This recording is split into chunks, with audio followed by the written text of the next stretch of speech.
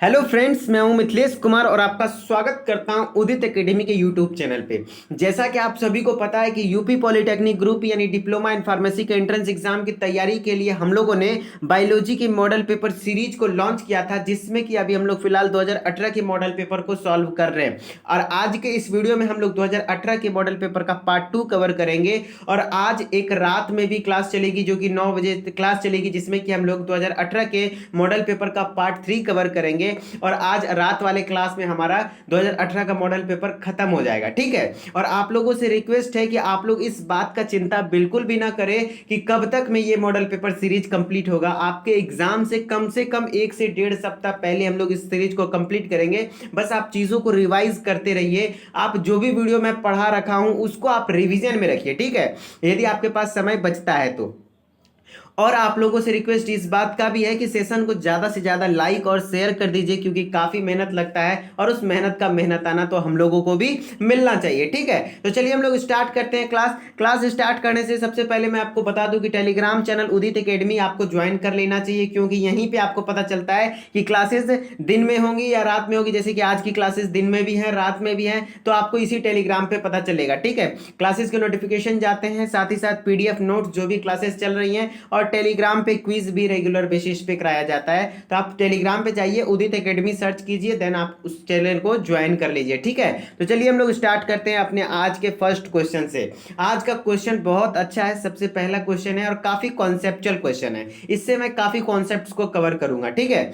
सबसे पहला क्वेश्चन है, प्रकाश संश्लेषण की प्रक्रिया है। देखिए, मैंने इसके ऑप्शन को टाइप नहीं किया क्योंकि इसका ऑप्शन का कोई वजूद निकलता नहीं, क्योंकि सारा ऑप्शन एक ही टाइप का था, ठीक है। तो प्रकाश संश्लेषण प्रक्रिया, तो आपको पता है कि प्रकाश संश्लेषण क्या होता है। प्रकाश संश्लेषण एक प्रकार की वह प्रक्रिया है जिसके द्वारा एक हरा पौधा या फिर हरे पत्ती वाले पौधे अपने भोजन को सूर्य के प्रकाश की उपस्थिति में बनाते हैं। उस प्रक्रिया को हम लोग प्रकाश संश्लेषण कहते हैं। लेकिन सवाल तो आपके एग्जाम में इतना इजी आएगा नहीं। आपके एग्जाम में क्या आएगा? देखिए, आपके एग्जाम में जो आएगा वो प्रकाश संश्लेषण का सबसे ज्यादा आपको याद रखना है क्या? केमिकल इक्वेशन, रासायनिक अभिक्रिया। यदि ये याद रखते हैं तो आपको मैक्सिमम चीजें कवर हो जाती है, ठीक है, इस प्रकाश संश्लेषण टॉपिक से। देखिए, प्रकाश संश्लेषण का जो केमिकल इक्वेशन है वो आपको ध्यान रखना है। कैसे ध्यान रखना है मैं बताता हूं। देखिए, जो प्रकाश संश्लेषण होता है, वायुमंडल से कार्बन डाइऑक्साइड गैस लिया जाता है, जो कि पत्ती के रंध्र के द्वारा लिया जाता है, ठीक है। फिर जल के द्वारा क्या अवशोषित होता है? जल। तो क्या क्या हुआ? वायुमंडल से कार्बन डाइऑक्साइड लिया जाता है और जल लिया जाता है मिट्टी के नीचे से। फिर इस दोनों को मिला दिया जाता है, ठीक है। इस दोनों को मिलाया जाता है और किसकी उपस्थिति में? क्लोरोफिल की उपस्थिति में और सनलाइट के प्रेजेंस में, क्योंकि सनलाइट का होना भी जरूरी है। सनलाइट के प्रेजेंस में ग्लूकोज बनता है, और ग्लूकोज का फॉर्मूला आपको पता है कि C6H12O6 होता है, और ऑक्सीजन गैस रिलीज होता है। ओके, क्या होता है? ऑक्सीजन गैस रिलीज होता है। इस इक्वेशन बेस्ड क्वेश्चन भी आते हैं आपके एग्जाम में, इस टाइप का क्वेश्चन, जैसे कि मैं आपको दिखाऊंगा नेक्स्ट स्लाइड में। मैंने क्वेश्चन लिए, याद कैसे रखना है? जैसे देखिए, इसी टाइप का सेम इक्वेशन दे देगा, कंफ्यूजन होगा आपको कौन सा है केमिकल इक्वेशन प्रकाश संश्लेषण का। तो याद रखिएगा कि आपको पता है कि पौधे क्या लेते हैं? कार्बन डाइऑक्साइड लेते हैं और ऑक्सीजन गैस छोड़ते हैं, तो जिससे आपका कंफ्यूजन दूर हो जाएगा, ठीक है। आप प्रकाश संश्लेषण के रासायनिक अभिक्रिया को पहचान पाएंगे। जैसे कि मैं आपको एक क्वेश्चन करवाता हूं, वो आप क्वेश्चन देखिए, ठीक है। इस क्वेश्चन को मैं थोड़ा सा जूम कर देता हूं, टेक 1 सेकेंड। जी हाँ, अब बिल्कुल विजिबल होगा, क्लियर। सबसे पहले क्वेश्चन है कि which of the following correct balanced symbol equation for photosynthesis. Photosynthesis का सबसे बढ़िया मतलब बैलेंस्ड इक्वेशन कौन सा है? तो आप यहाँ पे देखिए, सारा इक्वेशन एक जैसा लगेगा, आपको छांटने में परेशानी होगी। लेकिन आपको मैं छांटने का तरीका बताता हूं कि देखिए भैया, कि प्रकाश संश्लेषण में कौन सा गैस बाहर निकलता है? तो भैया ऑक्सीजन। किसमें किसमें है ऑक्सीजन? इसमें भी नहीं है, इसमें है, तो मतलब 2 ऑप्शन बचा है मेरे पास। और कौन सा गैस लेता है? तो कार्बन डाइऑक्साइड लेता है, तो ये ऑप्शन बचा हुआ है। फिर क्या होता है, क्या बनता है? तो ग्लूकोज बनता है। तो मेरा ऑप्शन मिल गया ना। यहाँ पे बन क्या रहा है भैया? वो तो वाटर बन रहा है, तो ऐसा तो होता नहीं है। होता क्या है कि कार्बन डाइऑक्साइड और वाटर मिलते हैं, देन क्या होता है? ग्लूकोज और ऑक्सीजन गैस बनता है। तो आंसर सी हो जाएगा। तो इस तरीके से आपको चीजें याद रखनी पड़ेगी। और आपके एग्जाम में कम से कम प्रकाश संश्लेषण वाली अभिक्रिया तो कम से कम 2 बार पूछी जा चुकी है। 2 3 4 ऑप्शन दे देगा, आप बिल्कुल कंफ्यूज हो जाएंगे। तो इस तरीके से याद रखना है कि प्रकाश संश्लेषण की अभिक्रिया में कार्बन डाइऑक्साइड गैस लिया जाता है, ऑक्सीजन गैस बाहर छोड़ा जाता है और बनता क्या है, ग्लूकोज बनता है। इस तरीके से आप ध्यान रखेंगे तो आपको चीजें आसानी से पकड़ में आएगी कि आखिर क्वेश्चन क्या आ रहा है। ठीक है, अब देखिए ये क्वेश्चन को मैं समझाता हूं कि ये क्वेश्चन क्या बोलना चाह रहा है। सबसे पहले तो केमिकल इक्वेशन आपको इंपॉर्टेंस पता चल गया कि इससे बेस्ड क्वेश्चन आते हैं। अब देखिए इसी केमिकल इक्वेशन से आपको एक चीज पता और चल जाएगा कि ये जो, तो देखिए ये जो प्रकाश संश्लेषण का अभिक्रिया है वो स्टेप बाय स्टेप चलता है। क्या, स्टेप बाय स्टेप। सबसे पहले यहाँ पे जल जो है, वाटर है, इसका अपचयन होता है। ध्यान से सुनिएगा, इसका क्या होता है, अपचयन। ठीक है, उसके बाद क्या होता है, सूर्य उष्मा शोषण होता है। उष्मा शोषण मतलब समझ रहे हैं ना, सनलाइट क्या है, एक प्रकार का उष्मा है और ये उष्मा शोषी अभिक्रिया है। क्या है, प्रकाश संश्लेषण क्या है, उष्मा शोषी, यानी ये लाइट को एब्जॉर्ब करता है, हीट एनर्जी को एब्जॉर्ब करता है। ठीक है, तो उष्मा शोषण हुआ, फिर उसके बाद जो ग्लूकोज का निर्माण हुआ है वो ग्लूकोज का निर्माण उपचयन विधि से हुआ है। किस विधि से, उपचयन विधि से। तो क्या आपको क्लियर हो रहा है? तो उसी तरीके से सीक्वेंस में आपको आंसर टिक करना है कि सबसे पहले जल का क्या होता है, अपचयन होता है, उसके बाद उष्मा का शोषण होता है, देन क्या होता है, उपचयन के फलस्वरूप क्या बनता है, ग्लूकोज बनता है। ठीक है, टेक 1 सेकेंड। तो अब आप करेक्ट सीक्वेंस पे ध्यान देंगे। जो प्रकाश संश्लेषण में सबसे पहले क्या होता है, अपचयित होता है। किसका अपचयन होता है, तो जल का अपचयन होता है। फिर उष्मा शोषी होता है। क्या होता है, उष्मा शोषी। देन उपचयन विधि के द्वारा प्रकाश संश्लेषण प्रक्रिया क्या होता है, कंप्लीट होता है। तो इस तरीके से आपको ऑप्शन टिक करना है। और आपको यह भी मैंने बता दिया कि अपचयित होता है तो किसका अपचयन होता है, तो जल का अपचयन होता है। उष्मा शोषण में किस उष्मा को लिया जाता है, तो सनलाइट को लिया जाता है। और उपचयन के फलस्वरूप क्या बनता है, तो ग्लूकोज बनता है। क्या सभी को क्लियर हो गया ये क्वेश्चन? देखिए इससे कई तरह के कॉन्सेप्ट क्लियर हुए। मैं एक बार रिकॉल करता हूं, एक बार मैं समराइज कर देता हूं। देखिए भैया, प्रकाश संश्लेषण का जो प्रक्रिया होता है स्टेप बाय स्टेप होता है। उसका केमिकल इक्वेशन होता है, कार्बन डाइऑक्साइड गैस होता है, वाटर होता है, देन वो दोनों मिलकर के ग्लूकोज बनता है और ऑक्सीजन गैस बाहर निकलती है। ठीक है, सभी 6 लिए जाते हैं, बस ग्लूकोज में 6 आगे नहीं लगाया जाता। ये भी चीजें ग्रीन कलर से जो 6 दिख रही है उसको भी ध्यान में रखना है कि ग्लूकोज में 6 नहीं लगाया जाता है। ठीक है, चलिए बैलेंस इक्वेशन यदि छांटना हो तो आपको थोड़ा सा कंफ्यूजन हो जाएगा इस बात को लेकर के। फिर यहाँ क्या होता है, जल का अपचयन होता है तो अपचयित अभिक्रिया। फिर सनलाइट का अवशोषण होता है तो उष्मा शोषी। उसके बाद क्या होता है, उपचयन होता है। उपचयन के फलस्वरूप क्या बनता है, ग्लूकोज बनता है। तो क्या आपको क्लियर हो गया? ठीक है, चलिए अब हम लोग नेक्स्ट क्वेश्चन पे आते हैं। नेक्स्ट क्वेश्चन भी हमारा बेस्ट है। इस क्वेश्चन को वो बच्चे जरूर बता देंगे जो 500 प्लस प्रश्नकाल सीरीज में एक वीडियो मैंने लिया था डीएनए वर्सेस आरएनए, सिर्फ उसमें डीएनए और आरएनए से रिलेटेड क्वेश्चंस लिए थे। उसके लिए वो अगर लेक्चर देखे हैं तो ये क्वेश्चन काफी इजी है कि डीएनए में द्वि हाइड्रोजन बंधन निम्नलिखित के मध्य बनता है। तो देखिए मैक्सिमम बच्चों को पता होगा कि डीएनए में जो नाइट्रोजन, सबसे पहले डीएनए स्ट्रक्चर आप देखने की कोशिश कीजिए। अगर थोड़ा सा जूम किया जाए तो जूम करने के बाद मैं दिखाता हूं कि डीएनए का स्ट्रक्चर थोड़ा सा पहले हम लोग स्टडी करते हैं। डीएनए में नाइट्रोजनस बेसेस होते हैं, नाइट्रोजन युक्त क्षार पाए जाते हैं। वो कितने प्रकार के, 4 प्रकार के नाइट्रोजन युक्त क्षार पाए जाते हैं, जो कि क्या क्या है, adenine, thymine, cytosine and guanine. तो ठीक है, इस तरीके से होते हैं 4 प्रकार के नाइट्रोजनस क्षार। और इस नाइट्रोजनस क्षार में क्या होता है कि बेस पेयर्स बनाते हैं। ये क्या है, क्षार है, और क्षार फिर जोड़े में जाते हैं। तो जोड़े में जाते हैं तो एडेनिन जब भी जुड़ता है तो थाइमिन के साथ जुड़ता है, और गुआनिन जब भी जुड़ता है तो साइटोसिन के साथ जुड़ता है। और इंटरेस्टिंग बात अब पता चलेगा कि एडेनिन और थाइमिन के बीच क्या बॉन्ड होता है, डबल बॉन्ड होता है। और गुआनिन और साइटोसिन के बीच ट्रिपल बॉन्ड होता है। क्लियर, गुआनिन और साइटोसिन के बीच कितने बंध होते हैं, ट्रिपल बंध होते हैं। और ये जो बंधन है, ये जो बॉन्ड है, इसका प्रकृति क्या है, नेचर क्या है, तो ये हाइड्रोजन बंधन प्रकार के होते हैं। किस प्रकार के होते हैं, हाइड्रोजन बंधन प्रकार के होते हैं। तो इस तरीके से हम लोग बोल सकते हैं कि एडेनिन और थाइमिन के बीच जो बंधन है, ये दोनों किस प्रकार का बंधन है, द्वि हाइड्रोजन बंधन है। और गुआनिन और साइटोसिन के बीच का जो बंधन है, 3 हाइड्रोजन बंधन है। क्लियर? तो अब हम लोग क्वेश्चन पे फोकस करेंगे। क्वेश्चन क्या है, देखिए क्वेश्चन है कि डीएनए के द्वि हाइड्रोजन बंधन बोल रहा है। और द्वि हाइड्रोजन बंधन मैंने बताया कि किसके बीच होता है, एडेनिन एवं थाइमिन के बीच होता है। तो ऑप्शन आप छांट लीजिए, सबसे पहला ही ऑप्शन है हमारा एडेनिन और थाइमिन। तो एडेनिन थाइमिन के बीच जो बंधन होता है वो डबल बॉन्ड होता है।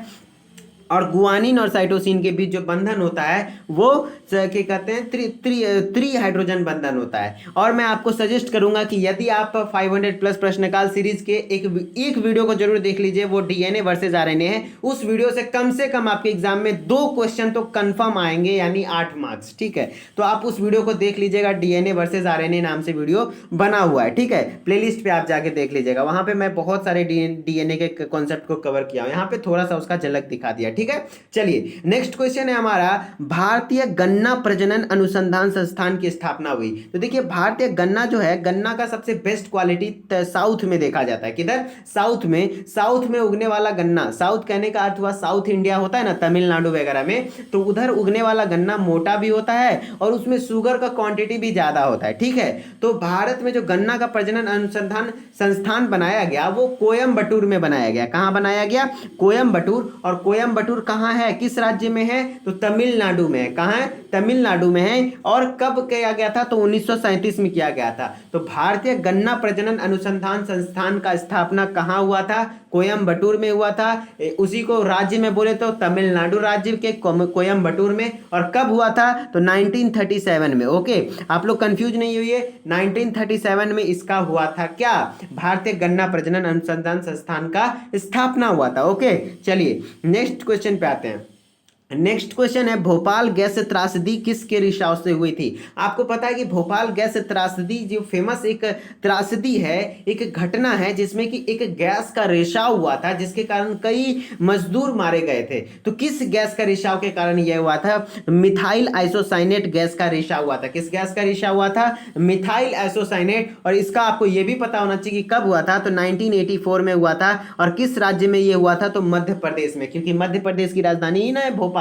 तो भोपाल में क्या हुआ था ना, गैस का त्रासदी, उस घटना को ही भोपाल गैस त्रासदी बोल दिया गया था। एक कीटनाशक के कहते हैं षड्यंत्र था, यानी वो फैक्ट्री था कीटनाशक का, उसी में एक गैस के कहते हैं स्राव हो गया था, रिसाव हो गया था, जो क्या था? Methyl isocyanate. और कई मजदूरों की जान भी गई थी। तो भोपाल गैस त्रासदी में किस गैस का रिसाव हुआ था? तो मिथाइल आइसोसाइनेट का रिसाव हुआ था। कब हुआ था ये? 1984 में हुआ था।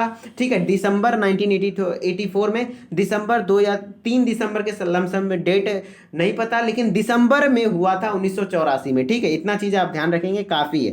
ठीक है, ये सब हिस्टोरिकल बातें लेकिन पूछे जाती हैं, फेमस चीज है ना। अब हम लोग नेक्स्ट क्वेश्चन पे आते हैं। धात्विक प्रदूषण से होने वाली मिनी माटा तथा इटाई निम्न धातुओं से होता है। देखिए मिनी माटा और इटाई धात्विक प्रदूषण के कारण होता है, ये आपको पता है। और मिनी माटा कौन से धात्विक प्रदूषण के कारण होता है? तो Hg कहने का अर्थ क्या हुआ? Hg कहने का अर्थ हुआ पारा। और इटाई किसके कारण? कैडमियम के कारण। किसके कारण? कैडमियम के कारण। तो मान लीजिए जल है, ठीक है, आप जल पीते हैं और जल यदि धात्विक प्रदूषण हो गया, जल क्या हो गया? धात्विक प्रदूषण हो गया, पारा और कैडमियम का, तो आपको इस बीमारी का सामना करना पड़ सकता है। तो इस तरीके से आपका पहला ही ऑप्शन मिल गया, Hg तथा कैडमियम। ठीक है, मिनी माटा के लिए कौन सा धातु रिस्पॉन्सिबल होता है? तो Hg यानी पारा या फिर मरकरी, और इटाई के लिए कैडमियम। क्लियर? तो धात्विक प्रदूषण किसके द्वारा हो सकता है? जल के द्वारा। जल में ही ये धातु मिल जाए और आप उसको पी लें तो आपको इस बीमारी का सामना करना पड़ सकता है। ठीक है, चलिए अब हम लोग नेक्स्ट क्वेश्चन पे आते हैं। तो हमारा नेक्स्ट क्वेश्चन है चींटी और रुबिएसी कुल के सदस्यों के बीच सहचार्य कहलाता है। देखिए क्वेश्चन इजी है लेकिन थोड़ा सा आपको ट्विस्ट किया है कि रुबिएसी कुल में क्या आता है। आपको पता है क्या? रुबिएसी कुल में जितने भी फ्लावर्स हैं सभी आते हैं। क्या फ्लावर्स आते हैं? वो उसको हम लोग क्या कहते हैं? रुबिएसी कुल कहते हैं। ठीक है, रुबिएसी फैमिली में मैक्सिमम फ्लावर्स आते हैं। और चींटी और सहचार्य यानी क्या? सिम्बायोटिक रिलेशनशिप क्या होता है? वैसा रिलेशनशिप जिसमें क्या हो? दोनों को फायदा हो, होस्ट को भी और गेस्ट को भी। होस्ट भी गेस्ट को कुछ दे रहा हो और गेस्ट भी होस्ट को कुछ दे रहा हो। तो इस तरीके को रिलेशनशिप को हम लोग सिम्बायोटिक रिलेशनशिप कहते हैं। तो चींटी और फूलों के बीच जो सहजीवी संबंध होगा उसका क्या कहेंगे? तो देखिए आपको यहाँ पे क्वेश्चन ये पूछना चाह रहा है कि किसी फूल में यदि चींटी के द्वारा क्या, सहजीवी के द्वारा क्या होता है? चींटी क्या करा देगा? फूल का क्या करा देगा? परागन करा देगा। परागन यानी क्या करा देगा? पॉलिनेशन करा देगा। पॉलिनेशन समझ रहे हैं ना, कि जैसे कि क्या कहते हैं, मेल गैमीट फीमेल गैमीट से मिलने के लिए क्या होता है, पॉलिनेशन होता है, किसमें, फ्लावर्स में, ठीक है। तो परागन प्रक्रिया होता है वो चींटी के द्वारा भी हो सकता है, फिर किसी मधुमक्खी के द्वारा भी होता है, और भी पक्षियों के द्वारा भी होता है। तो यहाँ पूछ रहा है कि चींटी के द्वारा यदि होता है परागन, यहाँ पे मेनली वो पूछना चाह रहा है परागन प्रक्रिया जो होता है उसे हम लोग क्या कहते हैं। तो चींटी के द्वारा जो परागन प्रक्रिया होता है उसको हम लोग मिर्मेकोफिली कहते हैं। क्या कहते हैं, मिर्मिकोफिली। क्लियर। देखिए यहाँ पे आपको कॉन्सेप्ट समझना पड़ेगा कि रुबिएसी कुल यानी फ्लावर्स की फैमिली के बारे में बात कर रहा है। तो चींटी और रुबिएसी कुल के सदस्यों के बीच जो सहचार्य कहलाएगा यानी परागन होगा चींटी और इसके बीच, तो उसको हम लोग क्या कहते हैं, मिर्मेकोफिली। लेकिन आपको सारी चीजें याद रखनी, चारों ऑप्शन के बारे में। ऑर्निथोफिली ये भी इंपॉर्टेंट है, जब पक्षी के द्वारा अगर जो परागन प्रक्रिया होता है तो उसको हम लोग ऑर्निथोफिली कहते हैं। फिर एंटोमोफिली जब किसी कीट के द्वारा, इंसेक्ट के द्वारा क्या होता है, परागन होता है, तो उसको हम लोग एंटोमोफिली कहते हैं। और यहाँ पे ऑप्शन एंटोमोफिली ही हो गया है, लेकिन एनिमोफिली होगा ऑप्शन में, मतलब जो टाइप हो गया है सेम चीज हो गया है। तो एनिमोफिली यदि रहता है तो एनिमोफिली होता है वायु के द्वारा परागन होता है, विंड के द्वारा पॉलिनेशन यानी वायु के द्वारा यदि परागन हुआ तो एनिमोफिली, और मिर्मेकोफिली चींटी के द्वारा, एंटोमोफिली कीट के द्वारा, और ऑर्निथोफिली पक्षियों के द्वारा। जो भी बच्चे 500+ प्रश्नकाल सीरीज को फॉलो किए उनको ये सभी बातें पता होंगी, क्योंकि वहां पे मैंने डिटेल से डायग्राम के साथ कवर किया है, ठीक है। चलिए अब हम लोग नेक्स्ट क्वेश्चन पे आते हैं। एक मूल का उत्पाद नहीं है। देखिए मूल यानी क्या, जड़, और जड़ के रूपांतरण से क्या क्या बना हुआ है, चुकुंदर। जी हाँ, चुकुंदर समझ रहे हैं ना, इपोमिया बेटेटस, इसको हम लोग साइंटिफिक नेम में क्या कहते हैं, इपोमिया बेटेटस। मूली भी क्या है, मूल का ही रूपांतरण है। और गाजर, ये गाजर, मूली और चुकुंदर ये तीनों क्या है, कहते हैं जड़ का रूपांतरण है। लेकिन आलू तने के रूपांतरण से बनता है, यानी स्टेम के मॉडिफिकेशन से क्या बनता है, आलू बनता है, ठीक है। तो ये सब मॉडिफिकेशन ऑफ रूट के अंतर्गत आते हैं, लेकिन आलू जो आता है मॉडिफिकेशन ऑफ स्टेम के अंदर आता है। और आलू को एक भूमिगत तना भी कहा जाता है, क्योंकि भूमि के अंदर ये होता है, ठीक है। या आपको जानना है कि आलू क्या है, भूमिगत तना है, ठीक है। तो आपको इस तरीके से कवर हो गया ये क्वेश्चन कि कौन सा मूल का उत्पाद नहीं है, तो वो है आलू, क्योंकि आलू किसका उत्पाद है, तने का रूपांतरण के स्वरूप बनता है, ठीक है। चलिए नेक्स्ट क्वेश्चन पे आते हैं हम लोग। नेक्स्ट क्वेश्चन है हमारा कि निम्न में से किसने पौधे का प्राकृतिक वर्गीकरण प्रस्तुत किया था। तो देखिए प्राकृतिक वर्गीकरण जो प्रस्तुत किया था वो किया था बेंथम तथा हुकर ने। किसने किया था, बेंथम तथा हुकर ने। और बेंथम और हुकर के बारे में बस एक ही लाइन आपको याद रखना है कि बेंथम तथा हुकर ने क्या किया था, पौधे के प्राकृतिक नेचुरल क्लासिफिकेशन जो किया था वो किसने किया था, बेंथम एंड हुकर ने। लेकिन कैरोलस लिनियस के बारे में आप बात 2-3 लाइन याद रखना है। द्विजगत जो किया था, टू किंगडम क्लासिफिकेशन यानी द्विजगत वर्गीकरण का जो किया था वो किसने किया था, कैरोलस लिनियस ने किया था। और कैरोलस लिनियस को ही वर्गीकी का पितामह भी कहा जाता है। कैरोलस लिनियस को क्या कहा जाता है, वर्गीकी का पितामह कहा जाता है। ओके, तो यहाँ इस स्लाइड से आपको 2-3 तरीके के क्वेश्चन बने। 2-3 क्वेश्चन आपको ध्यान रखना है, क्या क्या। सबसे पहला कि पौधे का प्राकृतिक वर्गीकरण किसने किया था, तो बेंथम एवं हुकर ने किया था। लेकिन कैरोलस लिनियस के बारे में क्या, द्विजगत वर्गीकरण, टू किंगडम क्लासिफिकेशन को किसने दिया था, तो कैरोलस लिनियस ने दिया था। और क्या कहते हैं, ये जो टू किंगडम क्लासिफिकेशन हो गया, फिर वर्गीकी का पितामह फादर ऑफ क्लासिफिकेशन किसको कहा जाता है, तो कैरोलस लिनियस को कहा जाता है, ठीक है। चलिए नेक्स्ट क्वेश्चन पे अब हम लोग आते हैं।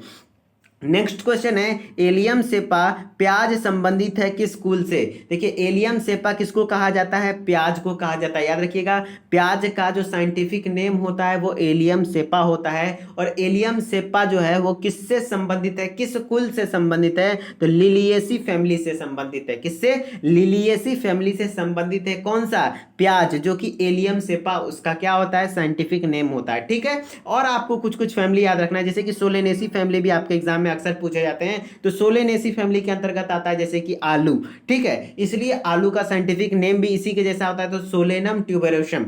आलू का साइंटिफिक नेम यानी वैज्ञानिक नाम क्या होता है, सोलेनम ट्यूबेरोसम होता है। और आलू किस फैमिली से बिलोंग करता है, सोलेनेसी से। और दलहन फसलें, दाल जैसे चना, अरहर, मूंग, मसूर, खेसारी, ये सब दाल जो है वो किस किस फैमिली से बिलोंग करता है, तो लेगुमिनेसी से। ये 2-3 फैमिली आपको ध्यान रखना है।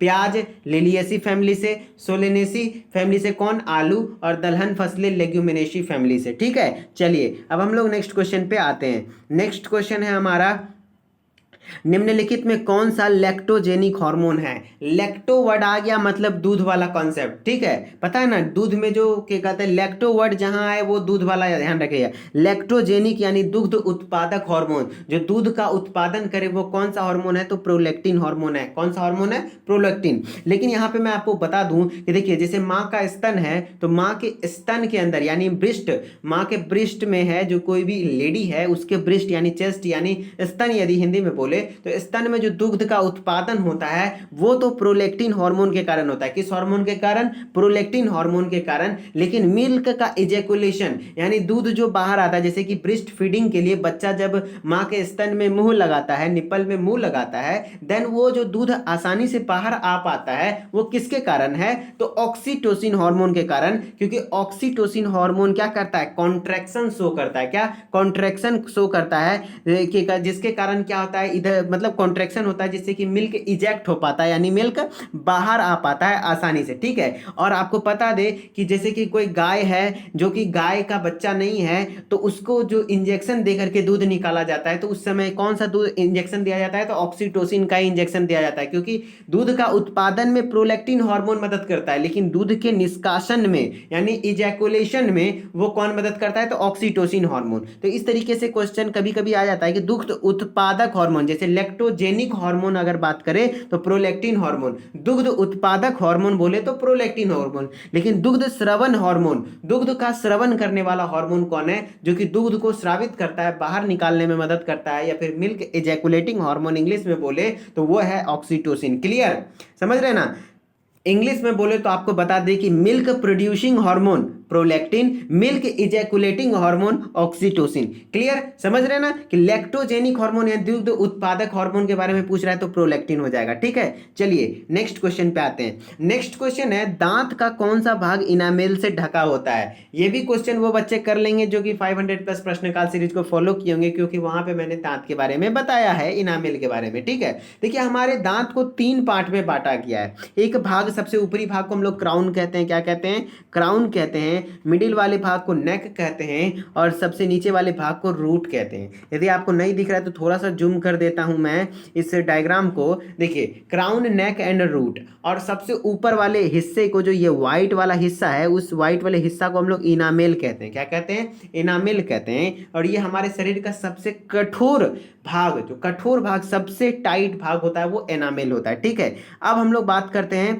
क्वेश्चन पे। क्वेश्चन क्या है हमारा, क्वेश्चन है कि दांत का कौन सा भाग इनामेल से ढका होता है। तो दांत का कौन सा भाग इनामेल से ढका होता है, तो ये जो क्राउन वाला भाग है बस उतना ही ना इनामेल से ढका होता है। तो इस तरीके से हमारा क्या आंसर हो गया, क्राउन। मूल यानी क्या, रूट, रूट तक तो इनामेल आता नहीं है। देखिए डेंटाइन को भी बिल्कुल कवर करता है, लेकिन डेंटाइन तो, इसको भी हम लोग डेंटाइन ही कहते हैं ना। देखिए बात ऐसा है कि कुछ बच्चे कंफ्यूज हो जाएंगे कि सर डेंटाइन भी तो कवर होता है, क्योंकि डेंटाइन तो ये है, तो डेंटाइन अंदर तक भी जाता है ना सर, तो इस कारण से डेंटाइन को कंप्लीट कवर नहीं कर पाता है इनामेल। लेकिन यहां बोल रहा है कि दांत का कौन सा भाग एनामेल से ढका हुआ है, पूरे तरीके से एनामेल से ढका हुआ है, तो वो जो क्राउन वाला पार्ट है, ऊपर वाला पार्ट, वो क्या होता है, पूरे अच्छे तरीके से ढक जाता है एनामेल से। ठीक है, चलिए नेक्स्ट क्वेश्चन पे आते हैं हम लोग। नेक्स्ट क्वेश्चन है, न्यूरोजेनिक हृदय पाया जाता है। तो भैया सीधा सीधी याद रखिए कि न्यूरोजेनिक हार्मोन तिलचट्टा में पाया जाता है। ठीक है, किसमें, ये एनसीईआरटी का एग्जाम्पल है क्लास 11th का, कि न्यूरोजेनिक हार्ट जो पाया जाता है वो तिलचट्टा में पाया जाता है। और मानव यानी ह्यूमंस में जो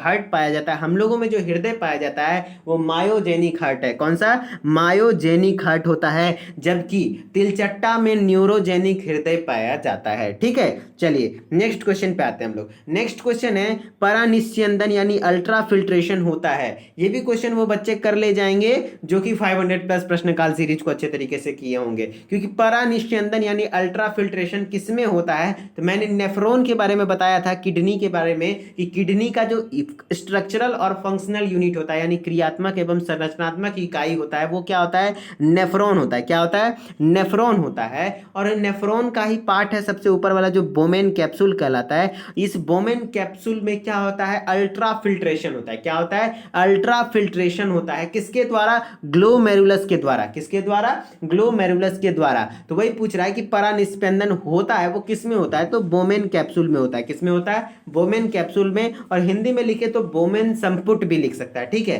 तो बोमेन संपुट लिखे या फिर बोमेन कैप्सूल लिखे, वो आपको ध्यान रखना है। निस्पंदन जो होता है वो किस में होता है? अल्ट्रा फिल्ट्रेशन होता है वो बोमेन कैप्सूल में होता है। किसके द्वारा होता है? तो ग्लोमेरुलस के द्वारा होता है, ठीक है। चलिए नेक्स्ट क्वेश्चन पे आते हैं हम लोग। नेक्स्ट क्वेश्चन है, निम्नलिखित में कौन सा कोशिकांग डीएनए रहित होने पर भी बिल्कुल में समर्थ है? देखिए बिल्कुल तो यहाँ नहीं होगा, वहाँ मिसप्रिंट हुआ है, गुणन में समर्थ है। द्विगुणन, यहाँ पे द्विगुणन की बात करें, लेकिन हम लोग वो नहीं भी रखा रहेगा तो फिर भी हम लोग समझ छांट सकते हैं। मेनली यहाँ पे कॉन्सेप्ट ये था कि कौन सा कोशिकांग है, ऑप्शन के हिसाब से छाटा था, जो कि डीएनए रहित होता है। डीएनए रहित मतलब होता है कि जिसमें कि डीएनए नहीं हो। कौन सा कोशिकांग है जिसमें कि डीएनए नहीं है? तो प्लाज्मिड, जी हाँ डीएनए होता है। माइटोकॉन्ड्रिया, जी हाँ डीएनए होता है। किस प्रकार का? 70S प्रकार का डीएनए होता है। फिर सेंट्रियोल, छोड़िए, केंद्रक में भी डीएनए होता है। तो आपको पता चल गया कि इस तीनों में डीएनए होता है, लेकिन सेंट्रियोल में डीएनए नहीं होता है। मैं देखिए क्या बोलना चाह रहा हूँ, क्वेश्चन ये था, मेनली क्वेश्चन का फोकस ये था कि कौन सा कोशिकांग है जिसमें कि डीएनए रहित है, मतलब डीएनए जिसमें नहीं पाया जाता है। कौन सा कोशिकांग है? तो वो सेंट्रियोल। क्या है? सेंट्रियोल, जिसमें कि हमारे शरीर में इस तरीके से पाया, हमारे कोशिका में इस तरीके से पाया जाता है कि 90 डिग्री पे 2 सेंट्रियोल पाए जाते हैं। दोनों मिला करके हम लोग क्या कहते हैं? सेंट्रोजोम कहते हैं, ठीक है। तो ये जो सेंट्रोजोम है, ये इसमें डीएनए नहीं पाया जाता है। क्या नहीं पाया जाता है? डीएनए नहीं पाया जाता है। और इसका काम क्या है? कोशिका विभाजन करना। क्या? कोशिका विभाजन जो करता है, क्या कहते हैं, जंतुओं में, जंतु कोशिका में, एनिमल सेल में जो कि कोशिका का विभाजन होता है, वो किसके द्वारा होता है? तो ये सेंट्रियोल के द्वारा होता है। और ये प्लांट सेल में एब्सेंट होता है, यानी पादप कोशिका में ये क्या कहते हैं, क्या होता है? एब्सेंट होता है, यानी नहीं पाया जाता है, ठीक है। चलिए नेक्स्ट क्वेश्चन है, ये हमारा लास्ट क्वेश्चन है आज के क्लास का। वाई गुणसूत्र पर पाए जाने वाले जीव नहीं जीन। क्या? यहाँ पे मिसप्रिंट हो गया है। वाई गुणसूत्र पे जो जीन पाया जाता है उसको हम लोग क्या कहते हैं? सबसे पहले तो वाई गुणसूत्र के बारे में आप अच्छे से जानते होंगे कि एक्स वाई क्या है, दोनों सेक्स क्रोमोसोम है।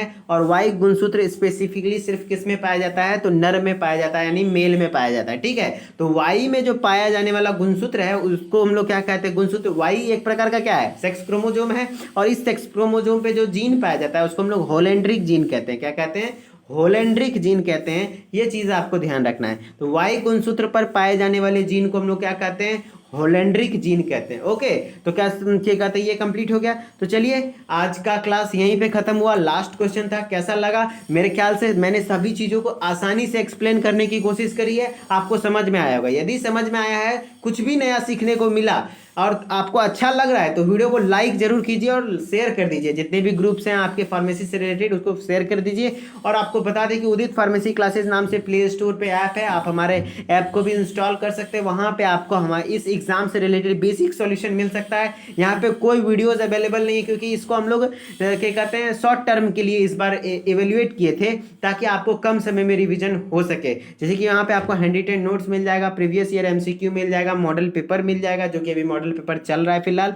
और क्या कहते हैं, इसका क्या कहते हैं, बायोलॉजी, फिजिक्स, केमिस्ट्री, मैथ, हर सब्जेक्ट का हैंड रिटेन नोट्स अवेलेबल है, ठीक है। ये थोड़ा सा हेल्प करने के लिए है। यदि आपका मन है तो आप इसको एनरोल कर सकते हैं। और कोई तरह का डाउट है तो आप इस नंबर पे कांटेक्ट करके बात उदित फार्मेसी या फिर उदित एकेडमी से आप बात कर सकते हैं फिर, ठीक है। चलिए हम लोग मिलते हैं। आपको बता दी कि आज रात में भी क्लास होगा, 9 बजे रात में क्लास होगा। कल क्लासेस नहीं हो पाई थी क्योंकि मैंने पूरे क्लास का सब चीज रेडी कर लिया था, लेकिन फिर पास में शादी हो रही थी, जिस कारण से क्लास रिकॉर्ड नहीं हो पाया, क्योंकि बहुत ज़्यादा आवाज़ आ रहा था। तो ठीक है, तो रात में भी आज का 2 क्लास होगा, जिसका हमारा 2018 का मॉडल पेपर खत्म हो जाएगा, ठीक है। बस आप लोग चीज़ों को रिवाइज करते रहिए, रिवाइज करते रहिएगा तो आपके लिए सबसे बेस्ट रहेगा, ठीक है। चलिए हम लोग मिलते हैं रात वाले नेक्स्ट क्लास में। Okay, bye bye.